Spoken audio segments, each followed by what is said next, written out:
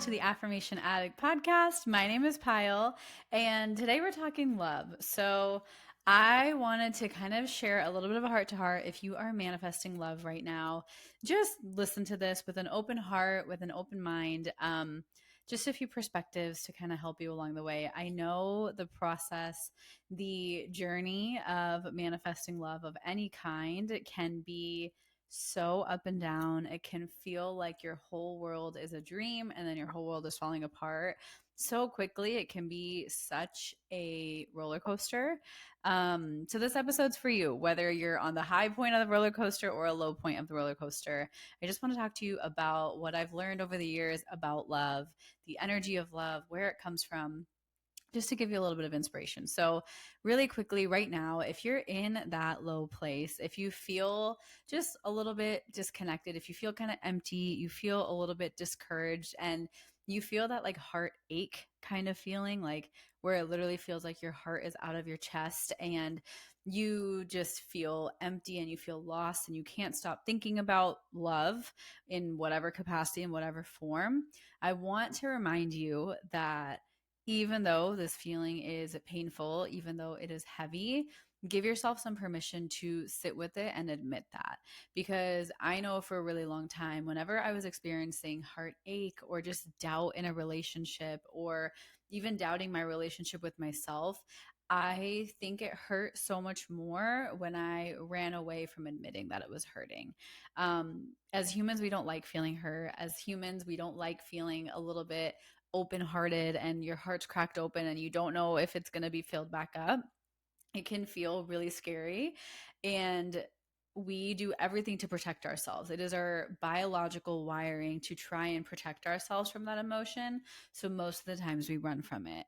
But what I want you to do and try to do and give yourself permission to do is let yourself admit what it is that you're actually feeling. Let yourself admit how hurt you really are. Let yourself admit how you might be feeling without any judgment. Not any judgment if you feel like you should be way more independent. Not any judgment if you feel like you wasted your time and you should have learned your lesson. No judgment if you're repeating a pattern and you probably should have broken that pattern a long time ago. No judgment, just honesty. I want you to be honest with yourself. If you're in that low point of love, be really honest with yourself and let yourself admit how you're actually feeling. Once I started being honest with myself about what it was that I'm feeling by someone else's actions or by my own actions, it was a lot easier for me to navigate those lower points of love. So that's the first thing. And on the other hand, if you're in that high point of love and things feel really good right now, but you're kind of a little bit reluctant, you're resistant, you're almost waiting for the ball to drop, you're waiting for something to go wrong. That's almost like an expectation that you have. Give yourself permission to enjoy and embrace this feeling, the ability that you have to actually experience this emotion, that elatedness, that love, that unconditional sort of feeling, that dreaminess. Notice where you feel it in your body, not why you're feeling that way. Just notice, kind of tap into that feeling and notice where you can feel it in your body. Notice the sensations it brings up and notice the way it makes your heart feel, because that's a really helpful feeling to come back to when you're in a low point or when you're doubting things. It's to remind you that you have the capability to feel that feeling.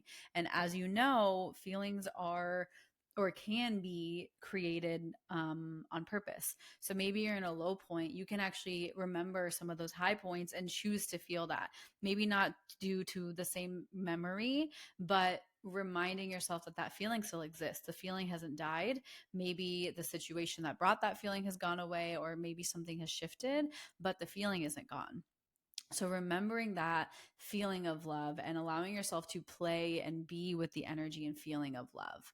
The next thing I want to remind you is that I know it's so normal and kind of expected to experience love outside of us, right? We think about soulmates, we think about friends or family, weddings, we think about relationships as our kind of source of love. But actually, that's a really big misconception. The source of love that you experience, that you are experiencing, is actually generated from within you. The only love that you can feel is a love that has already been planted within you since before you were born.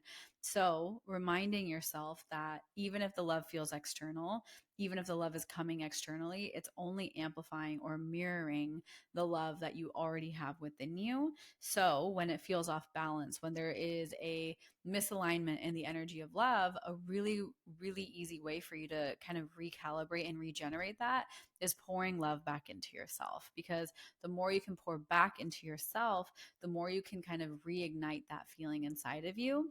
And a very practical way you can do this is by kind of showing up the way you would show up for somebody you love. Normally, when we're going on a date or we're getting ready to go somewhere, we kind of put our best front on. However, when it comes to showing up for ourselves, we're normally kind of no makeup, sweatpants, whatever. And even if that's how you want to show up, but show up in an energy that feels clean. For me, it's actually physically clean, like taking a shower. I like don't shower for myself all the time. I shower if I'm going to go see somebody or if I'm really, really sweaty, but I don't just like take a shower and rinse off my energy and use it as a form to recalibrate. So just like cleaning up yourself in any way for yourself, not for anybody else, but just showing up for yourself. If you were about to go on a date or you're about to go see someone you love, how would you show up? And do it in that form for yourself and show up for yourself and give yourself permission to be with yourself, because oftentimes we think the only source of our love is outside of us, but like we just talked about, it is within you and no one can take that away from you. No one can take away the love that resides in your heart. No one can take away the love that is originally yours and yours to experience, yours to give, and yours to receive. There is an infinite amount of it, and that love literally resides right in your heart. It's right here. You can feel it, you can touch it, and you're allowed to pour into it to kind of help it expand, help it recalibrate when you need. And one thing I want to remind you as you kind of are on this journey of manifesting love and experiencing more love is that how somebody else treats you is not a reflection of you. It's not a reflection of your worth. It is actually a reflection of them and the energy that you're willing to tolerate with them. Maybe not with anybody else, but specifically with them. So don't feel that pressure to settle because you feel like you want to. Be honest with yourself. You don't have to communicate it to them, but be really, really honest with yourself. Like, is this the love that I'm looking for, or am I craving more, or can I communicate that? So you have to allow yourself to really be honest about the type of love that you're looking for, because sometimes we're scared to admit it. Like we talked about, it's really easy to pretend like that this is the love you want because this is the love you've seen, but maybe the love you want is something that you've never seen. Maybe the love you want is completely different than what your best friend's love looks like. Maybe the love you want is very different from what your parents' love looks like. We tend to kind of go this modeling approach where we like to mimic and model because it just makes our brains function easier. But really remembering that like love is an expression, it's a feeling, it's a connection with yourself, to yourself, and then sometimes with another person.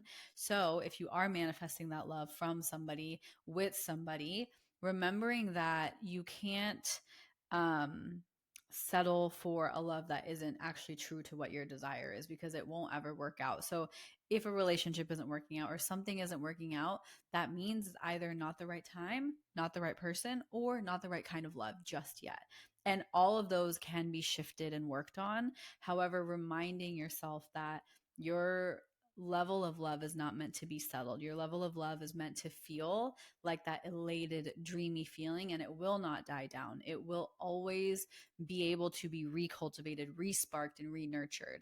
It is something that you have to be the source of and remind yourself that you're the source of. Because if you place the love that you're willing to experience in the hands of somebody else, it'll always fall short because you are the true source. And so, whether you're in a long term relationship or you're just meeting someone or you never want to be in a relationship, the source of love has to be you. And it can only be maintained and cultivated by you and your effort and your consistent kind of input into your own love, your own relationship with love. And reminding yourself that even though somebody else can amplify the love that's within you, they can't give you the love that you've never experienced, and they can't even take it away from you. So no matter how you're feeling, reminding yourself that love is an inner game. It is starting from within you. It is something that you have already. And honestly, no one can take that away from you, even if it feels like it sometimes. They're not taking it away from you. They're just showing you a side of you that feels a little bit less loved. And it's giving you an opportunity to love that side of you even more and giving you more information.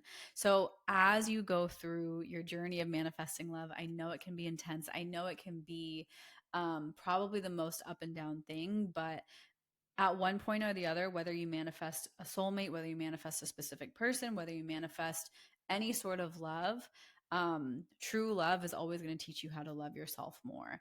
And I feel like I can't emphasize that enough. Whether you choose to do it before you meet somebody or after, at one point you will have to come face to face with the fact that the love that you're searching for literally lives within you. So if you are searching for that love, why not start now? Why not kickstart? Why wait? Why push it off? Why don't we start generating that, finding that, and cultivating that love from within and playing with how to do that? Playing with what actually makes me feel more loved. How can I enjoy being more of the energy of love, being like a conduit of the energy of love, not necessarily loving yourself, but showing up through the energy of love. Yes, that might mean loving yourself, but there's also other little nuances that feel a little bit less kind of typical self love. It doesn't have to be typical self love. If that resonates with you, it can be, but it's also a lot of showing up and leading with love, living your life through the lens of love, and seeing situations through the lens of love and compassion and understanding and forgiveness. All of those are derivatives of love. And you can start doing that right away. You can start doing that for yourself. You can start doing that for other people. You can continuously start that. So, love is always, always starts with you and it ends with you. And if you are manifesting love, focus in on that more than what's outside of you. Because when you focus in on what's inside of you, then you actually have more and more control. You have more and more awareness, and you have more and more of a magnetic pull to actually start to attract the love that you're looking for, because you're really feeding and juicing up your own vibration. So it becomes a little bit irresistible. So if you're on this journey of manifesting love, I really, really hope this resonated with you. I know it can be intense in all the good ways and all the bad ways. And I think that's the magic of love. I think that's why we're all so intoxicated by it in some way or the other. And so if you're on it, ride the roller coaster with love, enjoy yourself, enjoy the process as much as you possibly can. But then remember that it's just a game between you and you ultimately. Yes, we might have little moments of other people reflecting it back to us, but it really starts and ends with you. So I love you and thank you for being here. And good luck.